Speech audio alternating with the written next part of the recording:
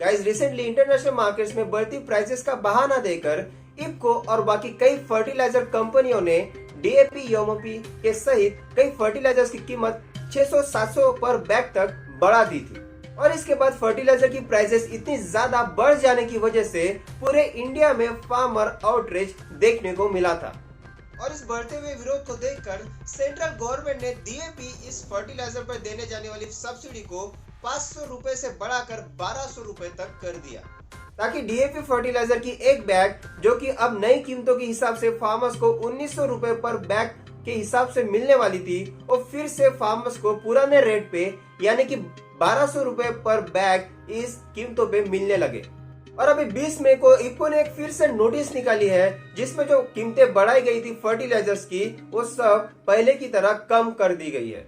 और अब फार्मर्स को जो पुराने कम वाले रेट थे, उसी रेट पे सब फर्टिलाइजर्स मिलने वाले हैं। और फर्टिलाइजर्स कम रेट पे ही बेचने की स्ट्रिक्ट सूचना राज्य सरकारें भी सभी रिटेलर्स को अभी दे रही है।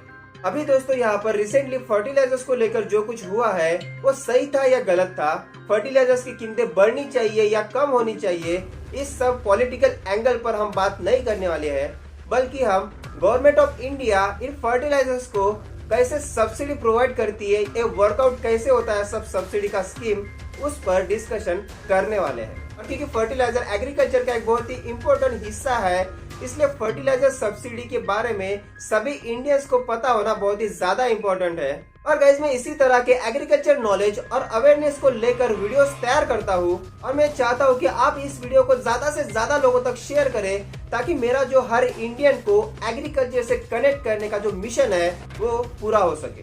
गाइस सबसे पहले हमें यह समझ लेना चाहिए कि फर्टिलाइजर सब्सिडी आखिर होती क्या है।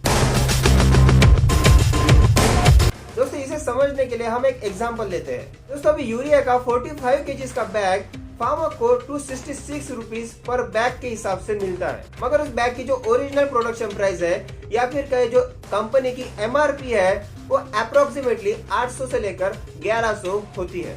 अब इस 266 और 800 रुपीज में जो गैप है उसे पूरा करती है गवर्नमेंट इंडिया की फर्टिलाइजर सब्सिडी। मतलब कि अप्रोक्सीमेटली 800 रुपए की यूरिया बैग के लिए फार्मर्स 266 रुपीज देते हैं, और जो बचे हुए 550 से लेकर 600 रुपए है वो कंपनियों को गवर्नमेंट ऑफ इंडिया देती है। एंड फॉर दिस एग्जांपल इसी 550-600 रुपए को फर्टिलाइजर सब्सिडी कहते हैं। दोस्तों अब हमें यह देखना चाहिए कि गवर्नमेंट फार्मर्स को ये सब्सिडी आखिर देती कैसी है। गाइस गवर्नमेंट की तरफ से फर्टिलाइजर सब्सिडीज दो तरीकों से दी जाती है, और गाइस मैं यहाँ पर एक क्लियर कर देना चाहता हूँ कि इन दोनों सिस्टम में जो पैसे हैं फर्टिलाइजर सब्सिडी के, वो कभी भी फार्मर के खाते में डायरेक्टली नहीं जाते हैं, बल्कि ये सारी subsidy government of India fertiliser companies को देती है, और फिर कंपनीज उन सब्सिडीज का यूज करके फर्टिलाइजर की कीमत कम करके उसे फार्मर को बेचती है।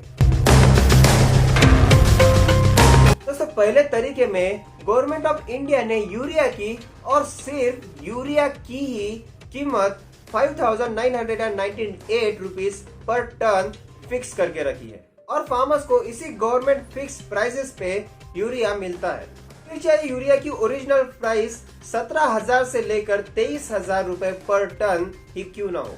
और ये जो तरीका या फिर सिस्टम है ये सिर्फ यूरिया के लिए ही यूज की जाती है। इट मीन्स कि यूरिया ही एक ऐसा फर्टिलाइजर है जिसकी कीमत गवर्नमेंट ऑफ इंडिया पूरी तरीके से कंट्रोल करती है।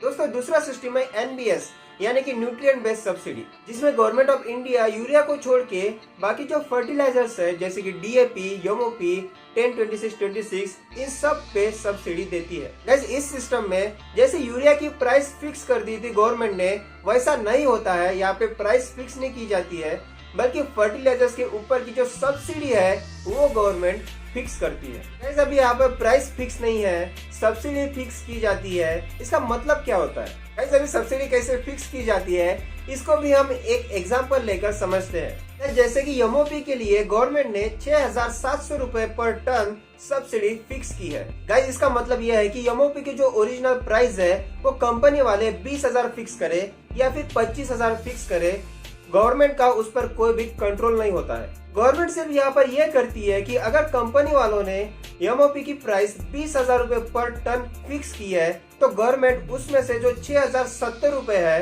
वो कंपनी को अपने तरफ से दे देती है। फिर कंपनी 20,000 में से 6,070 रुपए निकाल के जो कीमत बचती है यानी कि लगभग 14,000 रुपए पर टन, उस हिसाब से फिर फार्मर्स को फर्टिलाइजर बेचती है। इसका मतलब यह है कि एमओपी के प्राइस पे यहाँ पे सरकार का कोई भी डायरेक्ट कंट्रोल नहीं है, बल्कि सरकार क्या करती है, सिर्फ अपनी तरफ से एक सब्सिडी कंपनी को दे देती है।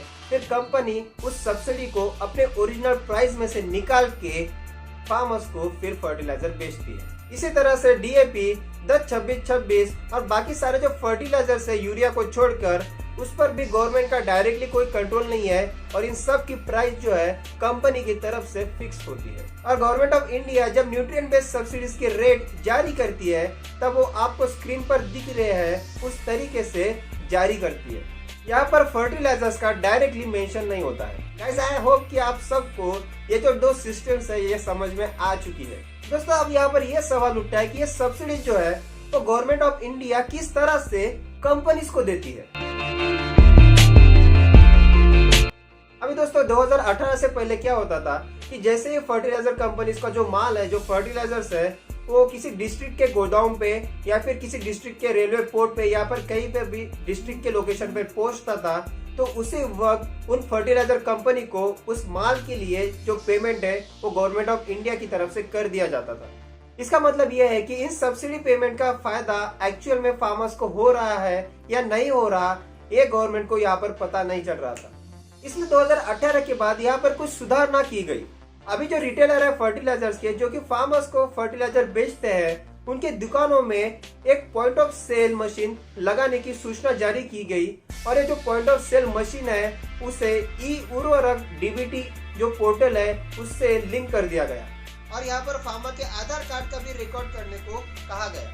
दोस्तों, इस वजह से ये हुआ कि जब एक पर्टिकुलर फार्मर फर्टिलाइजर खरीदता है किसी दुकान से, उसके बाद ही उस फर्टिलाइजर की जो सब्सिडी है उस कंपनी को दी जाती है और सब्सिडी का सही फायदा फार्मर्स को ही हो रहा है, इस बात की एश्योरिटी मिलती है। दोस्तों, अभी इस सिस्टम में भी कई सारे फ्लॉज है जिसकी वजह से इस सब्सिडी का जो फायदा है वो फार्मर्स को ना होके कई बड़े व्यापारियों को हो जाता है और इसी वजह से कुछ एक्सपर्ट ये सजेस्ट करते हैं कि जो ये सब्सिडीज है वो फार्मर्स के खाते में पर एकड़ के हिसाब से और क्रॉप को ध्यान में रखते हुए डायरेक्टली ट्रांसफर कर दी जाए और उसके बाद फार्मर अपने हिसाब से उसे जो चाहिए वो फर्टिलाइजर खरीद सकता है। गाइस, अभी हमें ये देखना चाहिए कि गवर्नमेंट इस फर्टिलाइजर सब्सिडी के लिए कितना खर्च करती है। तो गाइस, इस फर्टिलाइजर सब्सिडी के लिए गवर्नमेंट 80 to 85,000 करोड़ खर्च करती है हर साल और अभी जो डीएपी के लिए एक्स्ट्रा सब्सिडी जाहिर की है उसके लिए भी गवर्नमेंट को लगभग 14,000 करोड़ लगने वाले हैं। गाइस, अब ये सब्सिडी गवर्नमेंट की तरफ से फार्मर्स को मिलनी चाहिए या फिर नहीं मिलनी चाहिए, ये एक दूसरा डिबेट का विषय है। मगर गाइस, यहाँ पर एक बात फिक्स है कि अभी जो फार्मर्स की कंडीशन है और एग्रीकल्चर की जो कंडीशन है इंडिया में, उस कंडीशन में फर्टिलाइजर सब्सिडीज फार्मर्स के लिए बहुत ही ज्यादा इम्पोर्टेंट है। तो गाइस, आज के लिए बस इतना ही। अगर आपको ये वीडियो अच्छी लगी है तो इसे लाइक जरूर करना और मुझे सपोर्ट करने के लिए मेरे इस YouTube चैनल प्रोफेसर भड़के को सब्सक्राइब जरूर करना और ज्यादा से ज्यादा लोगों तक इस वीडियो को शेयर करना ताकि जो एग्रीकल्चर से रिलेटेड अवेयरनेस है वो सभी लोगों तक पहुंच जाए। तब तक के लिए जय हिंद दोस्तों, जय जवान, जय किसान।